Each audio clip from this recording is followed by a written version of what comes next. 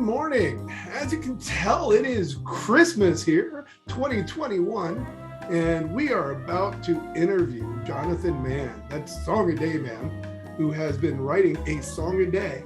In fact, so many songs has he written now that he holds a Guinness World Record, which we're going to talk about in just a bit, along with a couple other things to find out what exactly he's doing in this new technology everyone's calling Web3.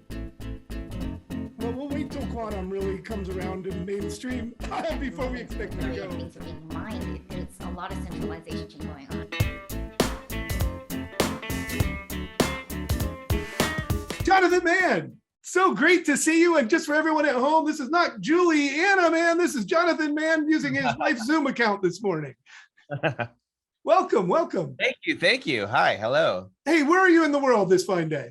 Hartford, Connecticut. Oh, right outside the city, pretty much. Fantastic. I've been there a few times visiting friends, and they weren't even in the insurance business. Yeah, it's the insurance capital of the world. Well, I think like it used to be. I think it's no longer anymore. Anyway, we're not here to talk about that. We're here to talk about what you've been doing for what, the last decade or probably your whole life, but now this instance of it, the past decade or so, yeah? Yeah, it'll be 13 years complete on January 1st. Wow, that is fantastic. So 13 by 365-ish. That's a lot of songs. 4,000. It'll be 4,749 on. Wow, that's fantastic. That prolific, and actually, of course, that's where the genius comes in. Now, we have a lot of stuff to jump into. So what I really wanted to understand, and I don't want to repeat the story you told about the beginning, but let's go back to the beginning of your experiments and involvement with this new world of Web3, NFTs, crypto, blockchain, all this other stuff that's going on. How did you actually first get introduced to the idea of releasing your music as an NFT and getting engaged in all of this? Yeah, it was actually like back before they were called NFTs. I had known about Bitcoin very beginning in 2009. I actually started SongaDay just a few days before the Genesis block of Bitcoin. So like the two projects are sort of parallel in that way. I remember news stories about Bitcoin at the time, like, oh, this is like a response to the banks being bailed out and all this kind of stuff. And reading it, and it was far too technical.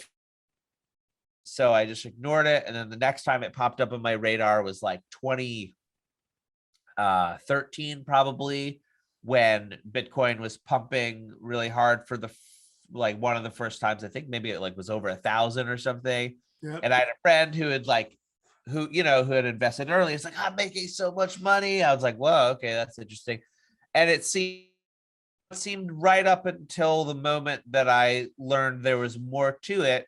It seemed like something that I had no interest in, just, sort of day traders and pros, and just not my scene. And particularly you see him walking around talking this language, like, what do you mean cross-chain protocols? Why do I care about that? And what's your wallet? Wait, I got a wallet right here, it's like.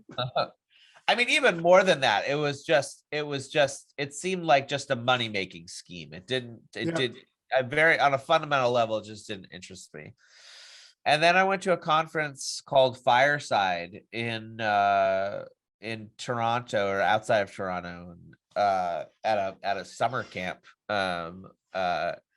in the fall of 2017, and I saw a gentleman speak called Ethan Buckman, who works on Cosmos. And he was a wonderful, engaging speaker. And there was just something about, he was very different than anyone else I had seen talk about the blockchain specifically. Gotcha. And he sang a song, and that resonated with me, obviously. And I loved his talk, and I talked to him afterwards. And I remember talking to him and being like, what could I do with SongaDay that could intersect with the blockchain? And he started giving me ideas and throwing things out. I was like, oh, you could do this. And I was like, oh, you're gonna help me build it? He's like, no, I'm way too busy. I'm sorry. So you can find this tweet. This tweet exists. My tweet was like, hey, like I got interested in the blockchain. This is like September 17th, 2017. Hey, I got interested in the blockchain for the first time. If you have anything to do with that, like, you know, I have this weird idea about Song a Day. Like, could you reach out to me? Cool. And that's when our mutual friend Boris Mann, I think that's how we got connected. Yeah, right? correct. Yeah, Boris told me your story. Yeah. Yeah, Boris Mann replied, no relation, funny enough, me and Boris, but he happened to have been also at that conference. And so we had met briefly.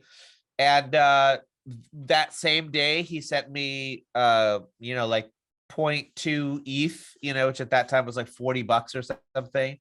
And he sent me CryptoPunks. He sent me two things. He sent me, oh my gosh, ETH, and he sent me to the website of CryptoPunks. And as soon as I saw CryptoPunks, right at that moment, this is very similar to anyone who saw CryptoPunks back then. Anyone who was like artistically inclined, I guess I should say. Mm-hmm. I know a lot of DeFi people now who are like, I saw CryptoPunks and I ignored it. But as soon as I saw it, I was like, this is mind blowing. I love this. I love everything about this. It makes me feel things. And I didn't know that I could feel things about things having to do with the blockchain. And I bought a CryptoPunk and and I still own it. And it's like, this is, I value this. I treasure this. What is this? This is so interesting. And I was like, okay, well, there's 10,000 CryptoPunks. And at that time I was around 3,200 songs. I was like 10,000 CryptoPunks, 3,000 songs. This makes total sense. I'm going to make my songs into what CryptoPunks are. And at that time, they weren't called NFTs. It was just like, it was crypto art was the name that we were all using. And I started going to meetups and I met all these people. And we were all just so excited about this idea called digital scarcity. That's like, was the sort of way that we described it, digitally scarce thing.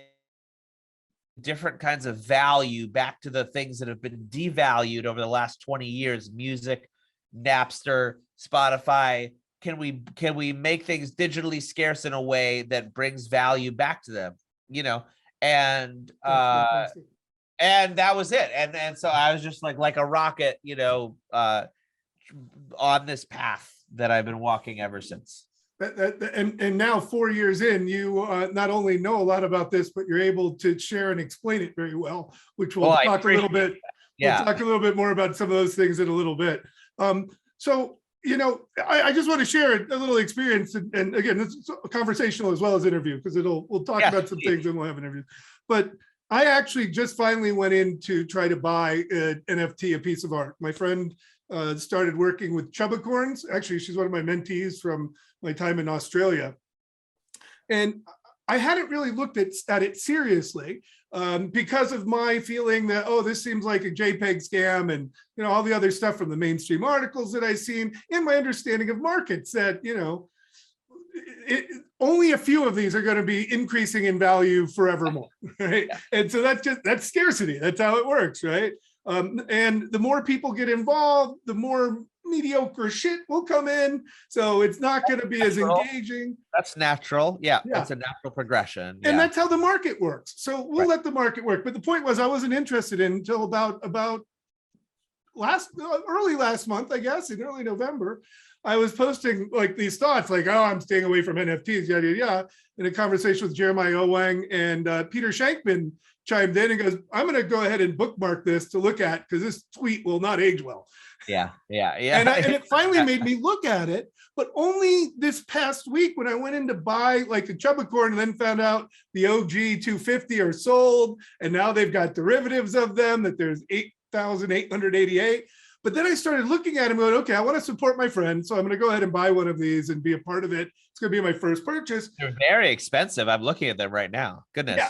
And then I started going, now I'm like, all right, so the base price was like 0.3, and I'm like, all right, so that's, you know, what does that work out to? Well, it was about what, $1,200 or something like that, a third of 4,000 or something, so 1,100. I'm like, okay, I can do something like that, right?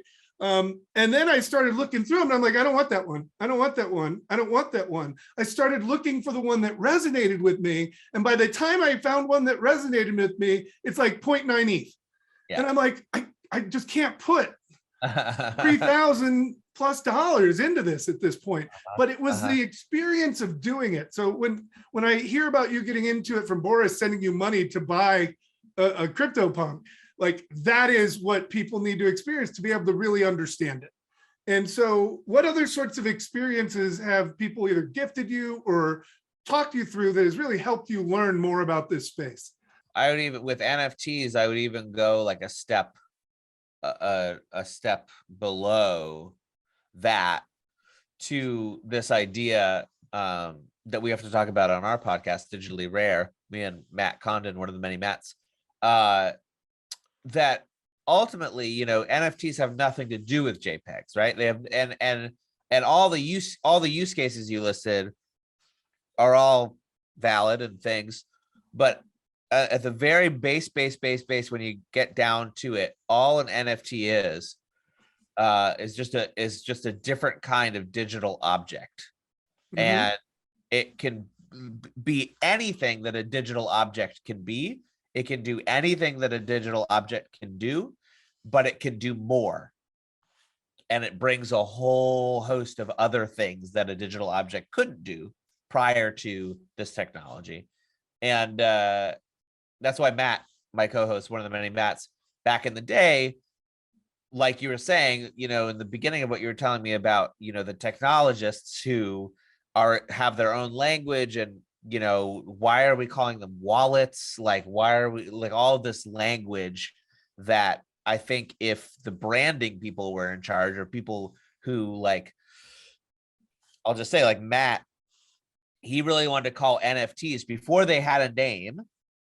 There was a lot of debate about what we should call them. And one idea was NFTs, non-fungible tokens, which is a horrible name to describe what these things are, because anytime, you know, and this happened all year, you would see across different mainstream outlets, like the first thing is like, so what is an NFT? Well, it's a non-fungible token.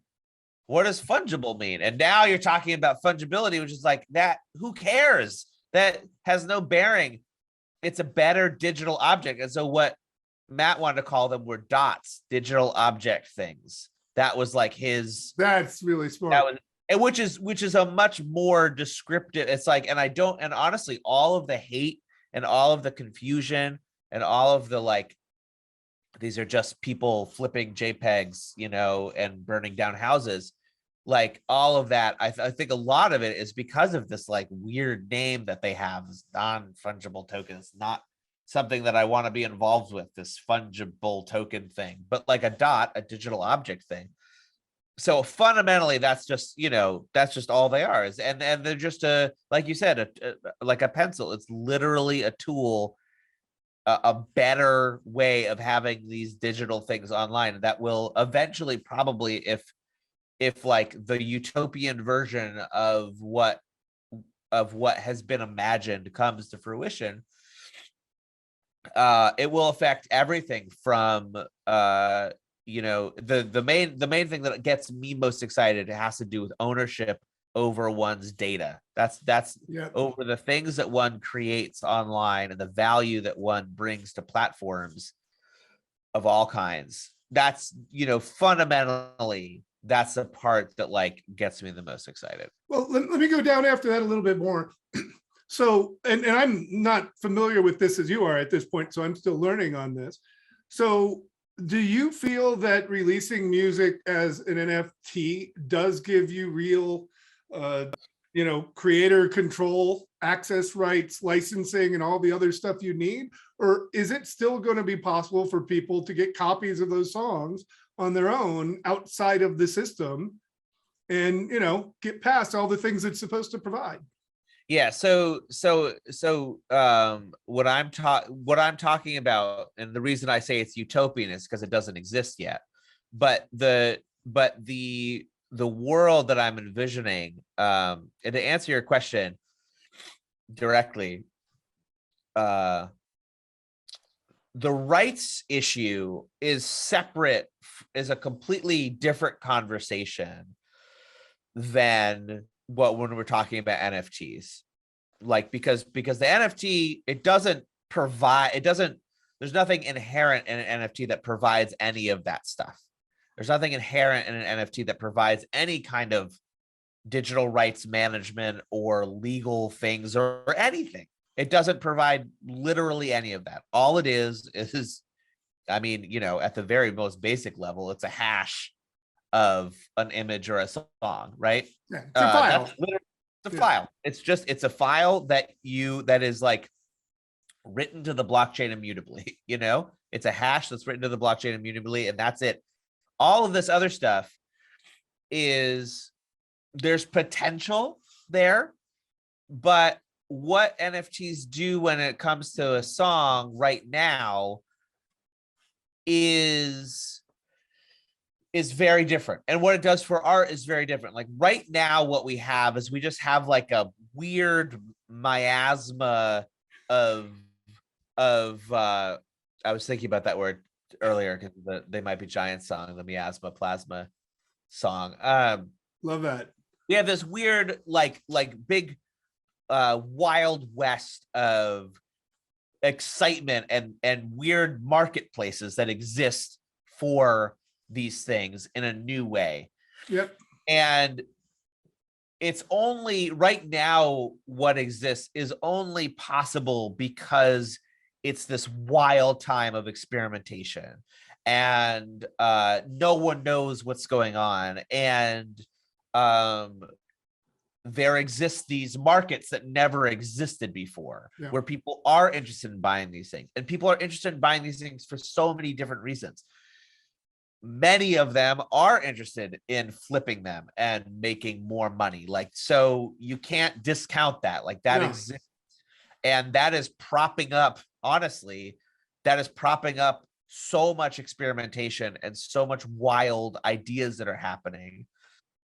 And in that way, I guess it's sort of valuable that it's there, even I can't stand it most of the time.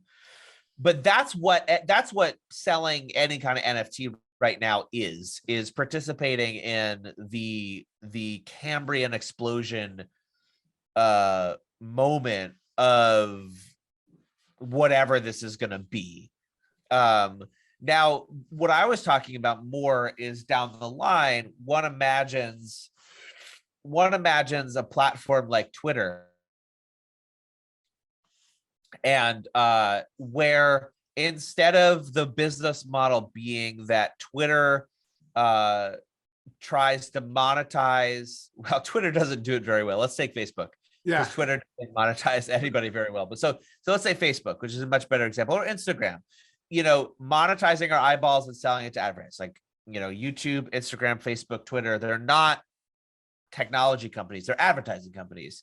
That's how they make their money. That's their job, is to sell our eyeballs and our data to advertisers. So one imagines a shift at some point using this technology where instead of the business model being that these companies are owned by venture capitalists who try to get a big exit, and then they're owned by the shareholders. Yeah, different motives. Yeah. One imagines a situation where, like ENS, we've seen this very amazingly effective, and I think one of the first that I've seen, like super great launches where everybody owns ENS. We all own it. We are all collective owners of this base layer in Ethereum. Imagine if that existed instead of corporations owning DNSs, instead of like somebody coming along with a bunch of money and owning .pizza, like we collectively owned .pizza. Yep. That's what's happening. And so one can imagine a Facebook where we all own it, and every single bit of value that happens on the platform, from me posting a song to you posting a podcast to everybody who gives a like and a comment and a thing, all of that value through the use of NFTs and different crypto technology flows back to the community, the people that that And all the participants, and in essence, that's kind of, well, that is exactly brilliantly describes what we're trying to accomplish with this unconference. Did you ever go to a bar camp back in the day? Mm-mm. You ever hear that? So it was it's a self-organizing sort of event. A couple of people go, hey, I we're know going to about, do like, this. conferences. Yeah. Yeah, yeah. And so that's what we're doing, except now we're able to sell a governance token as Yes. part of a DAO. And I'm actually talking to a friend about trying to get a really cool NFT connected with it to make it the whole package, an NFT that represents a governance token that allows people to vote. And that vote is going to be on what do we do with the profits we make from this event. Right. I mean, I'm setting aside some money for the volunteers and the organizers. So there's going to be a pool based on that, and they're going to share that pool of the percentage of the overall revenue.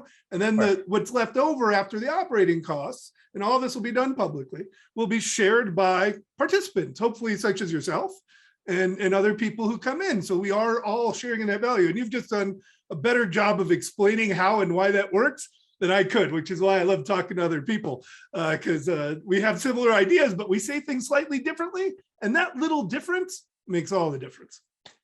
Yeah. And then the where ultimately like a music NFT could come in is, one could imagine a Spotify, and people are building these, people are trying to build these, where what an NFT does is it separates out the this idea of ownership from the idea of something being like only mine to experience. A physical object like this club NFT headband has these properties where it's like, it's mine. It has this aura about it that I love because my friend gave it to me, and it has all these things. But you can't have it because you can't just exist in the physical world. What we have with digital things is that the fact that everybody can experience, a digital version of a club NFT thing. But what dots do, NFTs, digital objects do, is they add the aura layer, the aura that this gives off of being mine, of being my specific thing that I feel attached to, is what NFTs ultimately, to me, is the most important layer. And I love this word aura because you can really feel it in physical things, anything physical that you are attached to. My friend Jason Bailey gave me this, and he's like my really good NFT friend. I'm really attached to it. I feel something. I feel the same thing about certain NFTs. Yeah. And it doesn't mean that you can't see the NFTs. It doesn't mean that you can't experience them. If it's a song, the song is far and wide, everybody can experience it, but there's this one version of the song that has aura, that has ownership attached to it. And that's like, one can imagine a Spotify where everybody hears all the songs, but there's one canonical version of it that you own of your favorite artist. And it has that aura, and it makes you feel it makes you have a special feeling about it. As we're talking, it seems a lot of these things really commonly, it needs to be experienced to really understand it. So what are some of the other things in the past 4 years of exploring this space that you've had to experience to really understand? Some really fun experiences that I've had, like even just recently, I got to at NFT NYC, which was as we're recording this, like last month in November. I played a little show in New York with some buddies, and there were several experiences there that were like really special and nice. Like my friend Diana had asked me, she had collected one of my songs, and she was coming to the show, and she had asked me, to sing the song that she had purchased, specifically, so because she was going to be there. And so I did. And it was this really nice thing of she had bought, like, it's one thing to like be a fan of someone's music, whatever, but like in that way that you were sort of talking about, like, no, I don't like that one. No, I don't like that. Oh, that's the one I want. She had chosen this song to be the one that she owned, that she owned, and I got to sing it for her. And similarly, I got to watch that play out. Wow. My friend who was performing and playing, for the person who had collected his thing. There's like, it's a different, there's a I don't know how to explain it, but it's sort of that feeling thing where it's like a different feeling when someone is a collector versus a listener, versus someone who just listens to music, which is very special. And there's like just like a slightly different thing when someone's like they're collecting it, Yes. So that's one thing. And I've had many experiences of what you described, of like, finding the right thing. And that was the thing. It was like the one generative object in the image, like the style of hat or whatever it is. I'm like, oh, that's my hat. And now I am a part of it. Now I have to have that one because that represents me. And I feel it's like, instead of wearing Tommy Hilfiger, I'm wearing me.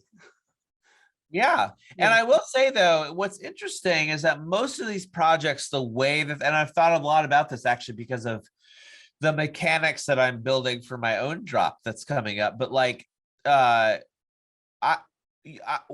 noticed this thing where, because most of these, the way that they work, if you participate from the beginning, is you don't get to choose.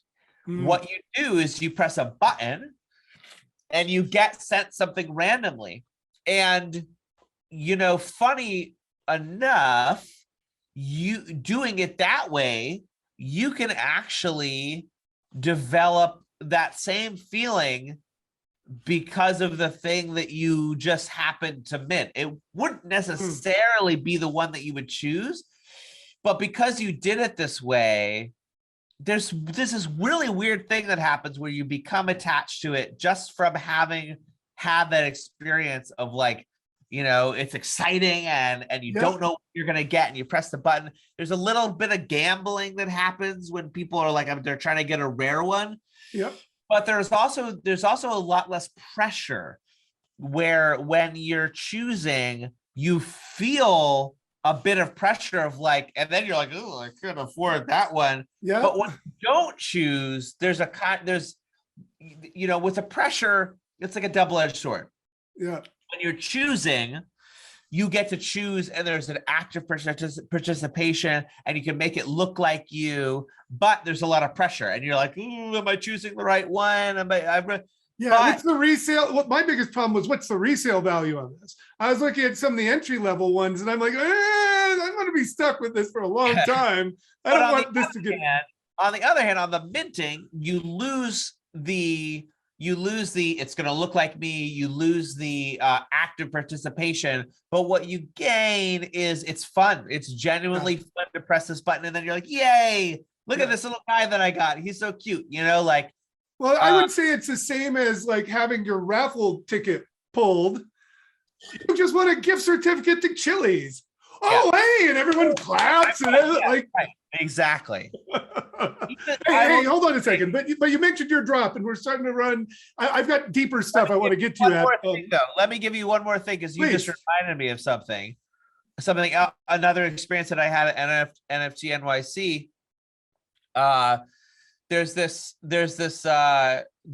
physical. It's a gallery called Bright Moments, and I gather that there's one in New York and there's one in Venice, and I think there's one in LA. And they have this very cool experience where rather than being alone in a room and minting something, what they do is you sort of pre-register and you come to the gallery, and you mint it in front of everybody. And just like what you said with a Chili's thing, everybody claps. It's like, yay, good job. Like, you look at the one you got, and it's up on a big screen. And it's so fun. And and that made me think like, wow, like that, ritualizing that experience, making it almost religious in some way, just a communal aspect. And what I learned was actually at different locations, the ritual is different. So that was the New York one. It's very boisterous, very loud.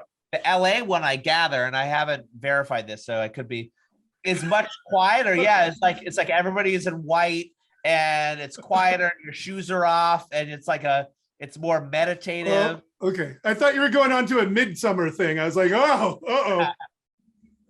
But anyway, it definitely made me think about like, oh, like this minting experience. Oh, and in fact, just yesterday, there's a project. I'm gonna give you the name of it because I really want people to know of it. But it has to do with magic. It's like a magic kind of project. Oh, And cool. I remember seeing this person speak years ago in 2018.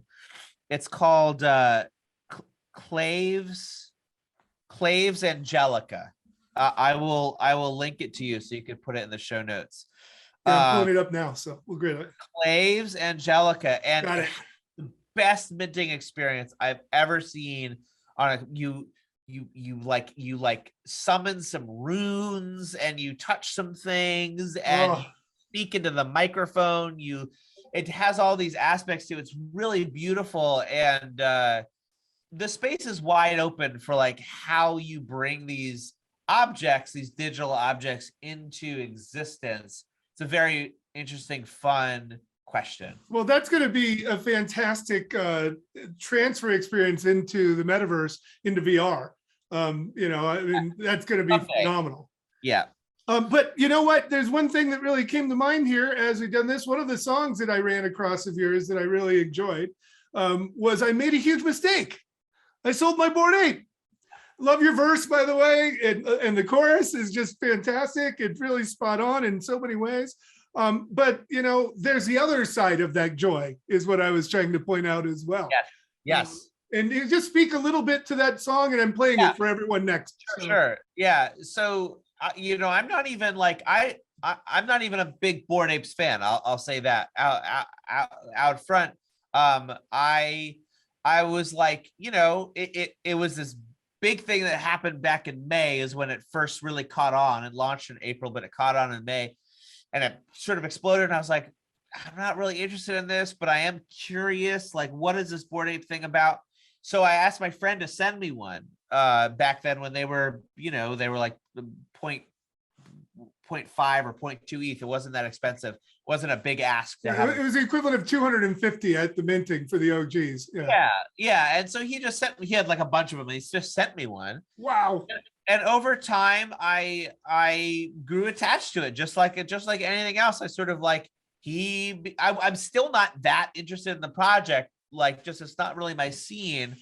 But he's my ape, like he's my little guy, and I like him, and he's my little dude. And I had listed him. I have been talking to my wife about like, okay, if we were gonna like try to get some gains from these NFTs or whatever, like she was like, what would you be willing to sell? I'm like, I guess I'd be willing to sell the ape because I'm like not that interested in the project. And she's like, okay, we'll just set a price and we'll forget about it. And I said it, and I had forgotten that I had said it. And then it sold at that price. It was like $250,000 suddenly. And I was like, no, I didn't want that to happen. Like, I was like, I changed my mind. And yeah, so it turned. And it can't be undone because it's non-fungible. No, I'm just kidding. That's fine. Can't be undone. So that's where the song came from. Yeah. All right. Well, let's get into that. And I'll actually do a little more introduction for that. But up next, Jonathan Mann, Song-a-Day Man. I made a huge mistake. I sold my Bored Ape. All right, let's get in, and we're going to just start in the closing, and out of order. But I'm going to just kick off with, hey, before we go, and we'll get into the closing for you to promote what you're doing. Okay. So, hey, we're running out of time. But before you go, I want to make sure we're able to do what I really intended to do, which was help you share your project that you're doing with Song-a-Day and how you're minting these NFTs. And so, first of all, you're a phenomenal storyteller. So I'd let you go a lot further than I normally would with a lot of other people, because I really appreciate hearing that. So I just want you to actually share your story, if you could, about what are you doing with Song-a-Day in minting NFTs, and how can more people get involved if they love your work? Yeah, absolutely. This is the shill zone where you're stepping into the shill zone now. No, it's not. Yes and no, because again, it's something different, Yeah. and we No, have to let people know. So you can see that I'm passionate about it. It's not, yes, yes, and I like to think that I've earned the cred of like, anyway. and you're honest, and like I am. I'm like, hey, I'm selling now, so it's okay. Now I'm selling. Yeah, Yeah. exactly.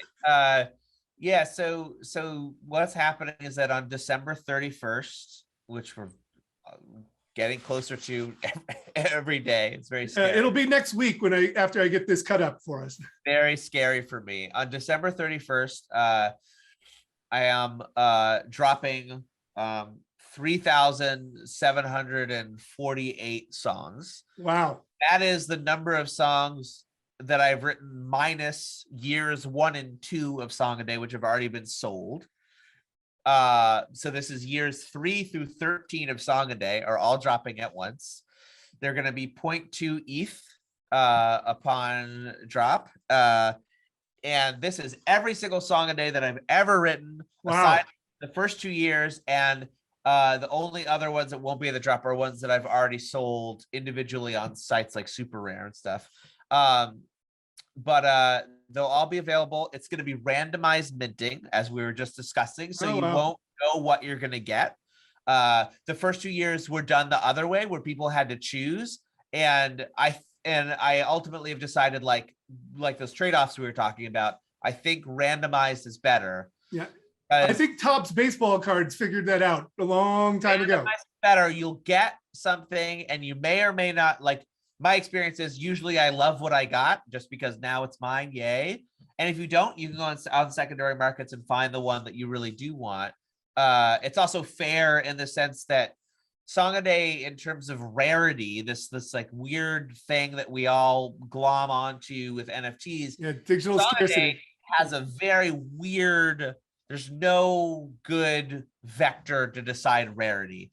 Yeah. Now, what I've done is I've created, or I should say, I've had 13 different artists make illustrations for every single song in year batches. So year 1 has an illustrator, year 2 is a different illustrator, year 3, etc. They all are illustrated, and the illustrations are composed of layers that reflect traits of each song. And the traits are location, instrument, topic, mood, and beard. The beard is one of the traits. And so ultimately, like, what you're getting when you get a Song a Day song is you're getting the song, you're getting the video, which is sort of how I document the songs over all of these various years. Is it copacetic to share my screen if I? Sure, absolutely. I believe you should be able to, but I'll double check here. Yeah, you can share your screen. Absolutely. So can you see that? Yep.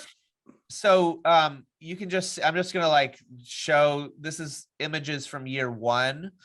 Oh, wow. You can see, and then every year has looks different because it's done by a different artist. This is year 3. And so this is every song adds in another element into the image. Every song. So for instance, I'll just that is beautiful. You know, and you were shaved that year. Yes, well, exactly. You can see like the different years, like where my beard has gone. Here's year 13. Oh man, the amount of creativity and thought and intentionality, and you're doing something special here, Jonathan. I'm really glad to have a chance to I appreciate that. And so every year looks different. You're getting the video, you're getting the song, you're getting this illustration, all of these things. And then there's this whole other aspect to Song a Day, which is that starting on January 1st, I am going to be auctioning the songs off as I write them. So starting January 1st, every single day, the song that I write that day will be auctioned off. And the key thing to know about this is that the money from those auctions, this doesn't apply to the big drop that's happening on December 31st. No, you're selling your back catalog. You're going to make 500 million just like the boss did the other day. Ideally, let's not knock on wood. But all the money from the daily auctions goes to this co-op that I've created. It's a co-op, it's a legal entity co-op DAO called SongaDAO. Oh, And fantastic. it's SongaDAO. Technically, I'm writing the songs, but SongaDAO is selling them. And all of the funds from those daily auctions, 100% of those funds goes to the DAO. And the DAO is made up of 3 layers of participants. The first layer are listeners. And all you have to do to be a listener is own a Song a Day NFT. Once you own a Song a Day NFT, you are a listener in the DAO. You can come in the Discord. You can participate in different kinds of non-money related votes. Anything that doesn't have to do with the Treasury, you can vote on it. So creative decisions, things like this. Oh, cool. To go to the next level, you have to be verified through a service called Bright ID, which does sort of non-doxing verification. So you don't have to give them any identifying information. What they do is they say, yes, you are a human being associated with this one Ethereum account. If you go through that process, you become what's called a voter. And now you can vote on the Treasury. Now, all this money that's coming in via these daily auctions is going to be voted on by anyone who has verified themselves. Now can vote. How are we going to deploy this money? What are we going to build? What are we going to make? What are we going to do? And then finally, if you dox yourself to the DAO, to the administrators of the DAO, which in the beginning is me. Boris is an administrator. Boris Mann, our mutual friend. Sahil is another. He's cool. Like our Solidity dev. In the beginning, but eventually we're going to be much more, it's a sort of progressive decentralization, just like at most DAOs. But if you dox yourself, then you can become what's called a builder. And because we're a DAO, or because we're a co-op, we're a legal co-op, we have this ability to pay you in ETH for things that you do on behalf of the DAO. In a legal way. There's no sort of shady Gary Gensler gonna come and say that your token is a security and suddenly you're gonna be sued by the SEC. None of that stuff. We don't have a token. We just have a co-op, and everything you do for the DAO, we're gonna track. Or a lot of the stuff isn't built yet, so a lot of the stuff is gonna be like what the DAO builds in the beginning. But the idea is anything you do to further the cause of the DAO, which is threefold, if you really want to get into it, is like make Song a Day be heard by as many people as possible.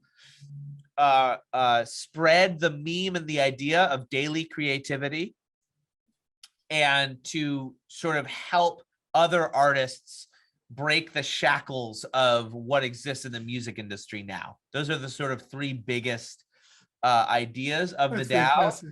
Anything you do that if you're a builder in the DAO, and anything you do that to forward those 3 ideas, you can actually get paid by the DAO to do those things in a sort of like totally above board legal way.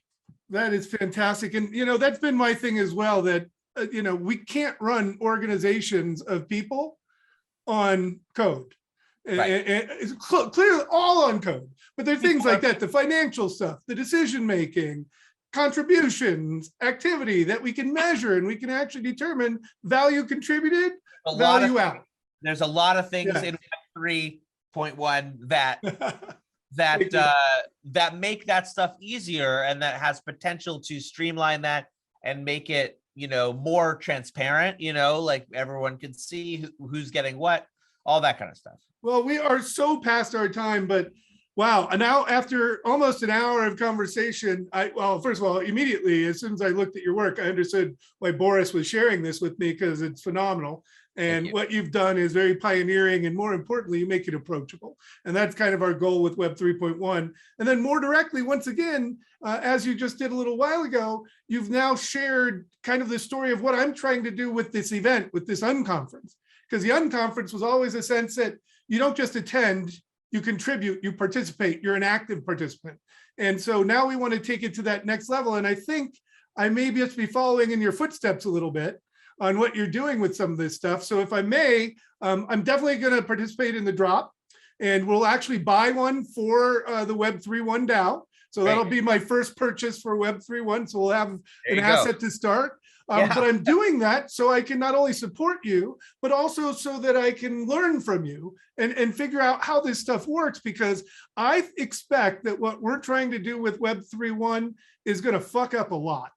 And that we're going to make mistakes. I have every intention and expectation that it's going to be a hot mess for quite a while before we find any kind of like actual footing, which is which you know, SongaDay is that. SongaDay is messy. Well, that's why actually we keep coming back to the very simple idea. All of this stuff is hard at first. Having a beginner's mind, being willing to learn, being willing to fail, that's the thing that prevents most people from even trying. Yes. So by doing what you're doing and hopefully doing what we're doing and bringing people together who are willing to do that, we'll be able to inspire others and create that ripple effect that does impact the overall music industry and create those broader long-term changes. That's the only thing that will do it. Yeah. All right. Hey, I got to get this wrapped up. This is Chris Hewer for Web 3.1. Jonathan Mann, SongaDay Man. Drop coming up on, is it the 31st or 1st? The 31st. On the 31st, we'll have the URL so you can go ahead and participate in that like we are. And look forward to joining you in the SongaDayDAO community. And you've actually described very well what people mean by community and art and the experience and everything else. This has been better than I could ever imagine talking with you, Jonathan. Thank you so much for your time and your wisdom. And looking forward to getting to know you better and hopefully meeting you in person one day very soon. Indeed.